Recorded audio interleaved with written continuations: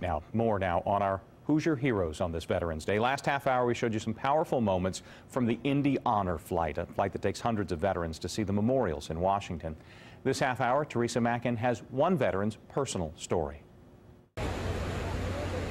This is fantastic. Oh, takes your breath away.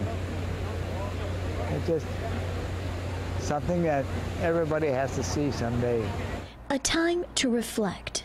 Reflecting on a time 70 years ago. It brings me back to all of my buddies that got killed in the war. Oh my Lord, I wish they were here with me. Something I wish they could have saw. Gee whiz. Harold Harrington signed up for the Army before he was even 18. His dad signed for him. His brothers also signed up. This is here my brother Raymond got killed in Okinawa, and just before the war was over.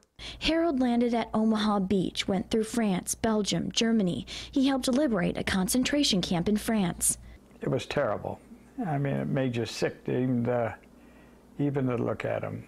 It was just, I don't like to talk about it because it makes me cry sometimes. In Germany, he says, during maneuvers, one of his comrades hit a landmine. Harold ended up in a coma for 2 days, had to relearn to walk. I'd do it again. Really, I would gladly honor my country again.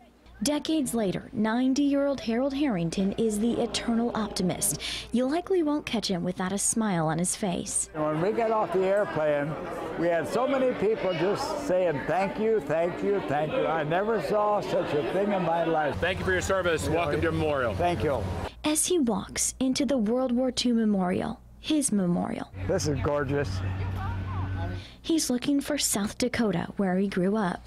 Far greater than I had ever anticipated. And just that, just coming in off the airplane was just terrific. Oh, yeah. My Lord. Yes. At Arlington National Cemetery, Harold is among 4 vets on this flight who walk up to lay the Indy Honor Flight wreath on the tomb of the unknown soldier. Everybody should see this at one time in their life, because this is just gorgeous. I'm just so happy that I had a chance to come here. So many emotions throughout the day. Then the welcome home in Plainfield. This is fantastic. This is too much. It is the most amazing thing that could ever happen, and I'm so proud of my father and all of these other veterans for having served and saved our United States of America. It's truly an honor to be here tonight. An honor and a privilege. For each hero, we are grateful. I think every veteran in the world ought to see this.